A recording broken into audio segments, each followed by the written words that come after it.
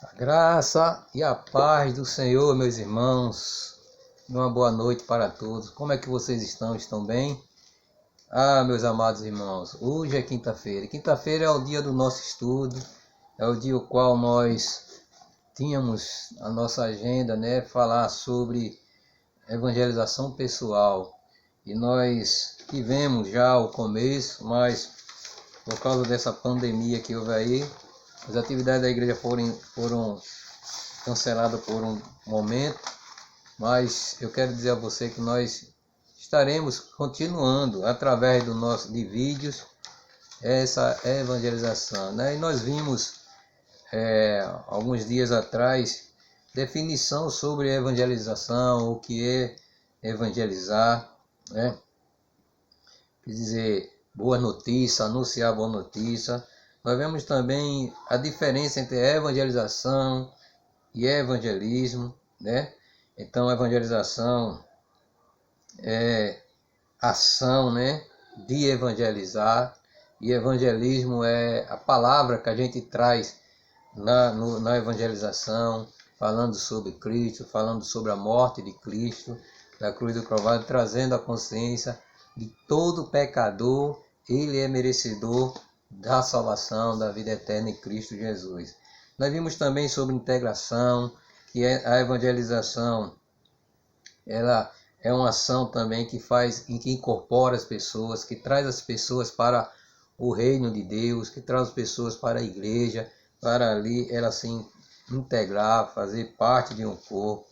A gente falou também a questão do neófito, que o cuidado que devemos ter com os novos convertidos. Neófito é pessoas que são novas convertidas, que não conhecem a palavra, que têm pouca experiência com a palavra, e essas pessoas também nós devemos ter o cuidado especial de Deus para a vida dela. Então vimos que discípulos, que é seguidor, a nossa obrigação no evangelismo, no pessoal, também é fazer discípulo, é mostrar às pessoas que existe um Senhor a seguir, essa também. E evangelizar é uma tarefa nossa, né? Nós vimos também que evangelizar é uma tarefa nossa de testemunhar, de mostrar quais são os caminhos certos para as pessoas e também de levar as pessoas a analisar as suas vidas sobre a sua condição pecaminosa. Então, irmãos, vimos também na segunda semana sobre os inimigos da evangelização eficaz, o ativismo, né? O ativismo é quando a gente se coloca em muita atividade, não temos tempo para o Senhor, não temos tempo para pegar a palavra, nos enchemos de atividade, estamos com a vida corrida, como nos tempos de hoje, irmãos, é muito corre-corre para um lado, corre-corre para o outro, e nós temos parado no ativismo, né? Outra coisa que atrapalha o evangelismo eficaz, né? Nós vimos na semana anterior, a mensagem inadequada. Nós temos que ter muito cuidado com o que a gente fala, o que a gente prega. E vimos também o individualismo, né?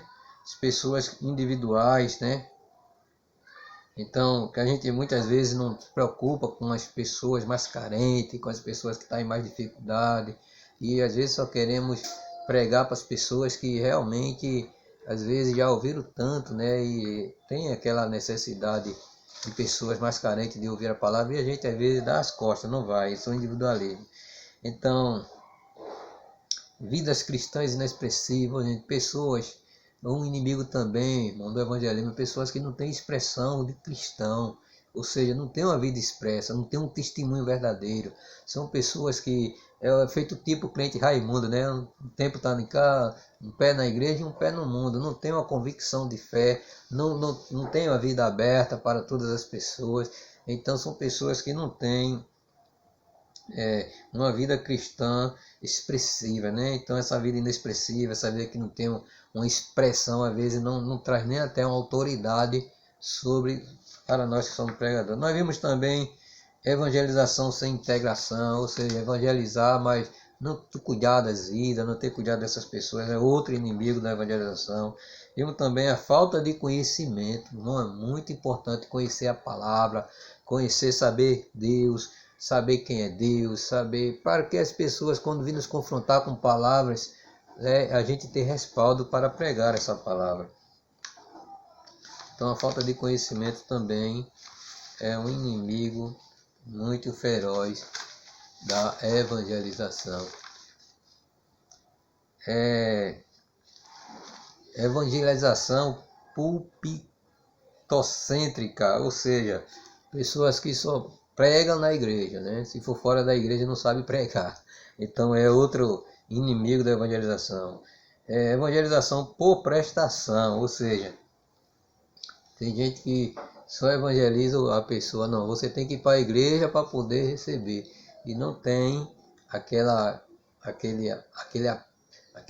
vontade de pregar em todo lugar, fora de tempo. Prega a prestação, ó, vá para a igreja tal dia que lá você vai receber uma palavra. Não é assim, irmãos. Então, evangelismo, nós estamos aprendendo a evangelizar. Por isso, eu estou fazendo esse áudio para a gente dar continuidade. Nós vimos também a necessidade de evangelizar, irmãos. O mundo precisa de evangelização, né? Todos os homens precisam receber a palavra. Há uma necessidade de evangelismo. Aproveite esse momento para pregar sobre Deus, sobre a palavra do Senhor. Então, para mostrar aos homens que todos são pecadores, para mostrar aos homens que Cristo morreu, para mostrar aos homens que todos precisam do arrependimento e que todos nós temos recebido, todos devemos também dar. Nós recebemos a palavra, recebemos a salvação, então nós devemos distribuir essa salvação. Nós vimos também os objetivos da salvação. Então, o primeiro objetivo da evangelização, irmãos, é salvar os seres humanos, é salvar as vidas. Não tem outro objetivo. O objetivo do evangelismo é salvar, é mostrar ao homem que existe solução. Se eles não se arrependerem, eles estão destinados a um lugar muito pior do que é o inferno. Então, esse é o objetivo, né? O objetivo também é dar oportunidade às pessoas, ao ser humano, de passarem, de saírem do império das trevas e vir para o reino da luz, vir para Jesus. Nós vimos também que também o evangelismo é um meio de dar crescimento à igreja, proporciona crescimento à igreja. Vimos também que evangelizar também é uma maneira de levar o reino de Deus até as pessoas, né?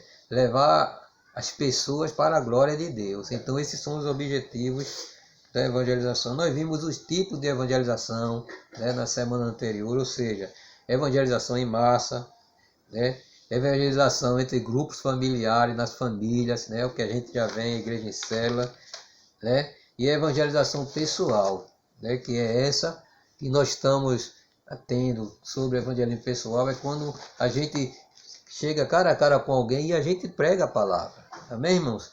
E nós vamos dar continuidade sobre a evangelização pessoal. Mas antes de nós falarmos um pouquinho sobre a evangelização pessoal, nós vamos ler a palavra de Deus, que está escrito em Romanos capítulo 10 e o versículo 12 até o 15. A palavra do Senhor diz assim: pois não há distinção entre judeus e gregos, uma vez que o mesmo é o Senhor de todos, rico para com todos os que o invocam, porque todos aqueles que invocaram o nome do Senhor serão salvos.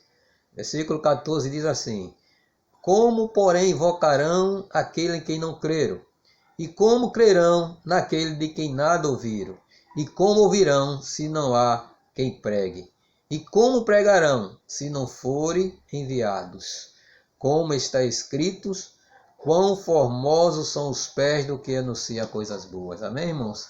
É formoso os pés dos que anunciam coisa boa. Então é formoso os pés de quem evangeliza, os pés de quem anuncia.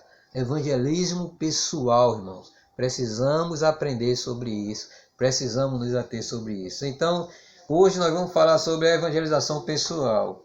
Por que evangelização pessoal? Evangelização pessoal, primeiramente, porque este foi um método usado por Jesus. Jesus e seu trabalho de evangelismo pessoal. Por exemplo, em João capítulo 4, se você for lá ver, você vai ver Jesus com a mulher samaritana. Jesus se expressando com ela, e Jesus entrou no assunto do seu marido, e ali houve um falar, houve um desenrolar de uma conversa, e Jesus pede água, e a mulher diz, e Jesus pede, e a mulher diz, como é que tu vai tirar água, porque tu não tem como tirar? E Jesus disse, você vem aqui beber dessa água, mas eu tenho uma água que você nunca mais terá sede. Esta é a água que jorra para a vida eterna. E ela fica espantada e diz, então, onde é que eu posso encontrar essa água? Aí Jesus entra, né? Dizendo que ele é a água da vida. Então, Jesus, ele deu exemplo, é por isso que nós devemos evangelizar. Então, ele aproveitou a oportunidade, superou as dificuldades, as diferenças, entrou no assunto que ela entendia, atentou para a sua necessidade espiritual, não discutiu com a mulher, pediu-lhe água para falar da água viva. Por fim, sua vida foi convertida. Esse é o nosso Jesus, irmãos, que nos deu o exemplo. Então nós podemos também ver outro exemplo, né? Em Lucas capítulo 7, 36 ao 50, Jesus e a mulher pecadora, né? Na casa de Simão. Nós vemos também em Lucas 19, de 1 a 10, Zaqueu publicano, Jesus na casa de Zaqueu, quando também houve transformação. Vemos também João 8, 3 a 11, Jesus e a mulher adúltera, né? Quando queriam apedrejar aquela mulher, e Jesus ficou ali sozinho com ela, e Jesus pregou para aquela mulher. E eu acredito que a vida daquela mulher foi transformada. O Bartimeu, o cego de Jericó, em Marcos 10, 46. Jesus, o mancebo de qualidade, em Marcos capítulo 10, do 17 ao 22. Jesus e Nicodemos, né? João 3, 1 ao 12. Jesus e Natanael, em João 1, 47 ao 51. Então Jesus, ele deixou esse exemplo de nós de evangelismo pessoal: sentar, conversar com as pessoas, entender as pessoas e ali começar uma conversação, um desenrolar de conversa e trazer essa pessoa a assunto que interessa tanto para ela como para nós.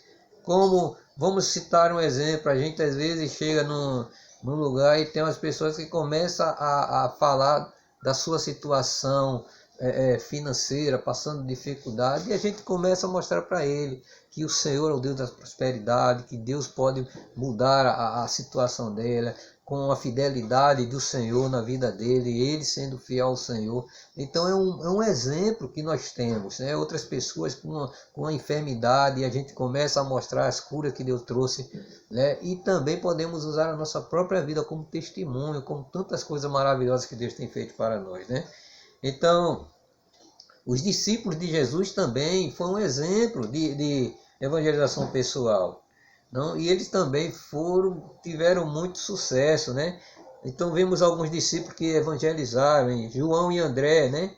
A palavra do Senhor fala em João, no 1, 35 ao 40, né?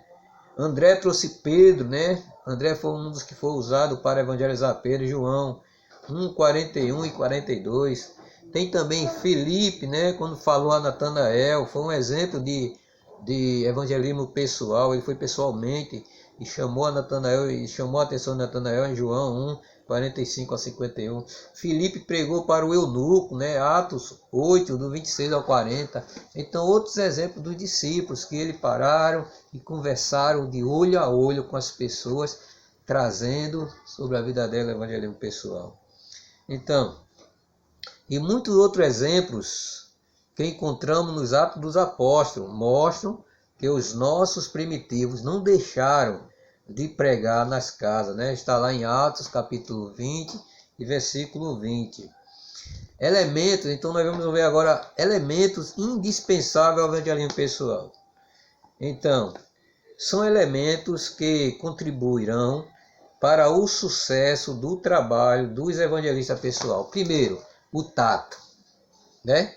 O modo de tratamento com as pessoas às quais nos aproximamos para falar do Evangelho é a facilidade de fazer e dizer o que é certo de maneira a não ofender as pessoas. Então a gente tem que ter esse tato, né? Como é que eu vou chegar? Como é que eu vou tocar o coração daquela pessoa sem ofender aquela pessoa com palavras ríspidas, com palavras indignas, mas com palavras condenatórias, mas sem com palavras de graça, de amor. Então a primeira coisa é o tato. A segunda, a habilidade. Irmãos, é muito importante a gente ter a habilidade.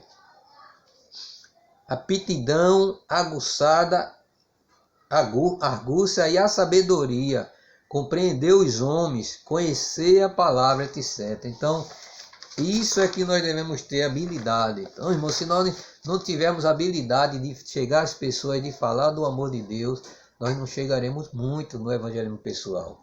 Outra coisa, o contato, aproximação com as pessoas, pessoas evangelizando pessoas, início a conversa, etc. Então nós temos, irmãos, de ter esse contato. Então, primeiramente, mostrar Deus para essas pessoas, depois ser esse canal de Deus para essas pessoas. Então, é muito importante a gente aprender a ter o contato com as pessoas. Então, quem é que vai receber? O pecador vai receber a sua mensagem que Cristo vai dar. Irmãos, muitas vezes a gente fica preocupado com o que vamos dizer, com o que vamos falar. Eu quero dizer uma coisa a você, irmão. Quando você se dispor a pregar o Evangelho, o Espírito Santo de Deus, ele vai falar na tua boca. E você vai dizer as palavras certas no momento certo. Agora a gente tem que fazer essas tarefas, é que ter entendimento na palavra, compreender, procurar ler versículos que falam da graça de Jesus, do amor de Jesus.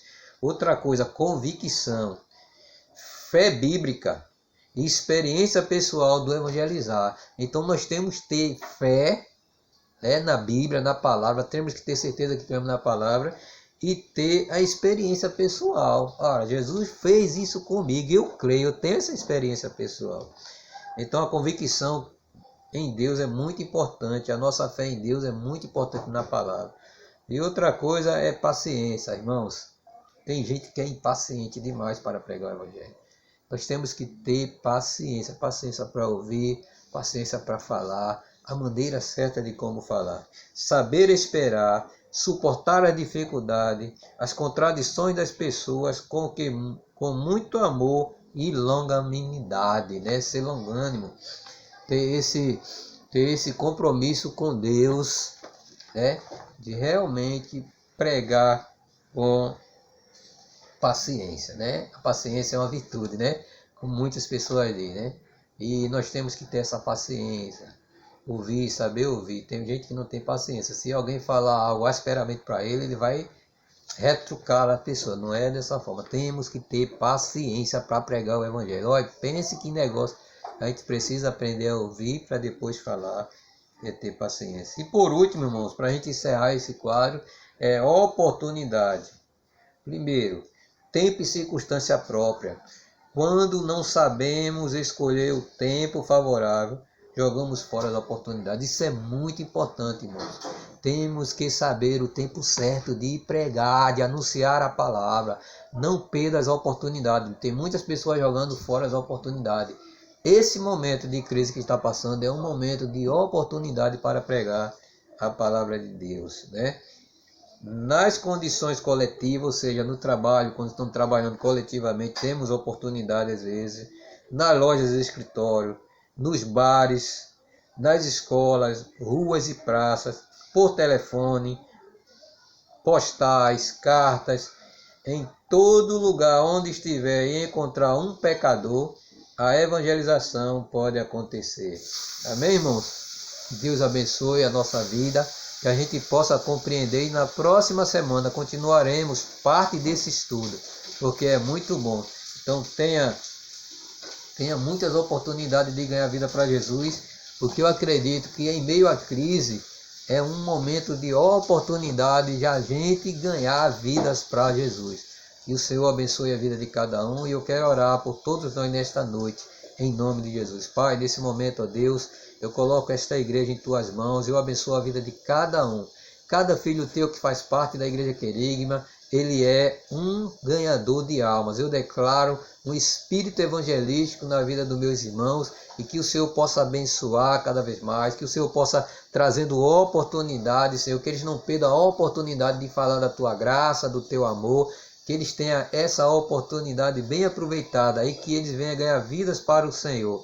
O que darei ao Senhor por todos os benefícios que o Senhor tem feito? Que a gente possa ganhar vidas, que a gente possa anunciar o nome do Senhor, que a gente possa ser um exemplo, Deus, de ganhadores de alma. Deus ama a vida e nós amamos vida também porque o Senhor nos amou primeiro. Amém? Que a graça e a misericórdia e a paz do Senhor seja com todos os irmãos, em nome de Jesus Cristo. E eu quero dizer neste momento, irmão, se você tem alguma pergunta, se você entendeu esse assunto, se você não entendeu e quer perguntar alguma coisa, pergunte no WhatsApp que nós iremos tirar as nossas conclusões. E se eu não entender uma pergunta, não souber responder, eu vou procurar com os meus líderes maiores e com certeza trarei a resposta para vocês. Amém?